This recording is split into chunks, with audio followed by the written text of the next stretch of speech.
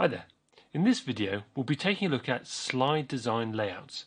I hope that by the end of the video, you'll have a better understanding of why we use templates, what you can achieve with different slide layouts, and which slide layouts are best for different purposes. So, to kick things off, let's take a look at why we set up slide templates.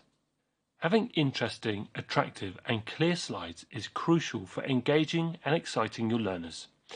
One of the main ideas of setting up templates for your course is to maintain a consistent style and quality. This really helps your course and even your school or institution stand out and get easily recognized on large online learning platforms. We use templates at the EPFL all the time to keep control of different elements that are used in course videos. The main elements we try to control are layout, text formatting, and the use of additional media. That's things like images, graphics, videos, and animations.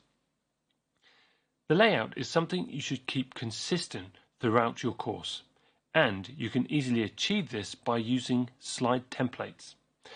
One thing that you will want to avoid is the design elements of your presentation changing from video to video.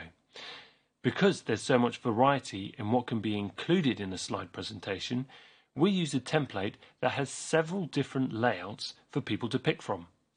A title slide, a welcome slide, and a full screen content slide are just some of the layouts we prepare in our templates. Templates also include fonts, bullet points, and colors that are used consistently not just throughout the video but throughout the whole course. The formatting of the text is also important. The use of bold, italic, or colored text is both important and necessary to highlight essential information and key points. When you're making your slides, there are many different methods to present your information in dynamic and engaging ways. So, let's take a look at each of the different layouts in our slide templates and how we go about using them. Let's start off with the title slide. Here are some examples of title slides. The title slide is used at the beginning of a video to indicate some basic information for learners. We would recommend that for each video you make a title slide containing the following information: the course's name, the lesson's name, the professor's name or presenter's name, and any relevant logos that need to be included. You could even add in a relevant image that is linked to the video that you're making. Having this is a really simple and helpful way to let your learners know where they are in the course and what's going to be covered. Now for the welcome slide. Recording videos allows for the possibility to talk directly to your learners by appearing on screen. For our courses here at the EPFL, we mainly use this technique for a video's introduction and conclusion. But this can be used at any point in a video, much like I'm doing in this one.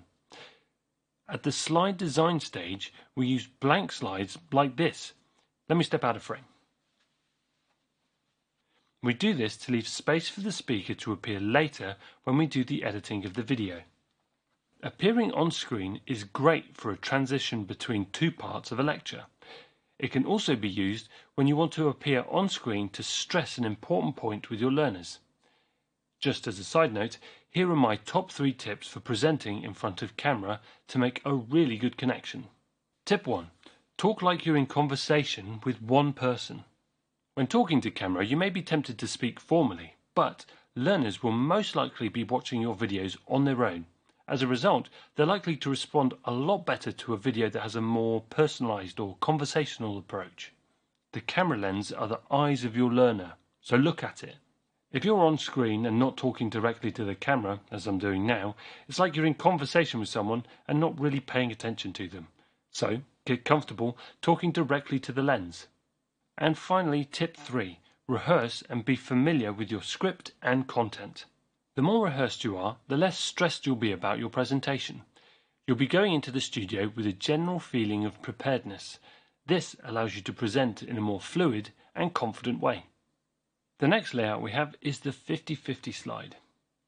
This slide is a half blank slide with text, images or graphics on the other side of the slide. With this slide you can speak directly and personally to your learners, just as we talked about previously.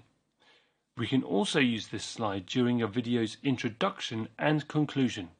Typically, for an introduction, you'd be outlining your learning objectives. So, as an example, you could use a 50-50 slide with you on one side and bullet points of your learning objectives on the other side. You can also use the 50-50 slide when you comment on some text, image, or graphic content. Finally, we have the full screen content slide. This is typically used for videos or photos where there's a lot of detail. With this slide layout, we're able to enlarge the image or video to full screen to help learners really understand the content of the materials being presented. These slides will almost always be accompanied by a voiceover of the lecturer explaining what the learner is or should be looking at. If you're showing content on a slide but without a full explanation, it's better to let the learner know that and provide a link to where the full explanation can be found. And with that, we come to the end of the video. So, to quickly recap, we heavily recommend that you set up a slide template for your course. Also, set out clear slide layouts for use in different circumstances. And finally, adapt your slides to fit the content, not the other way around. It's also important to remember that when you're designing your slides, it's all about delivering your course videos in a clear and easy to follow manner for your learners. Good luck.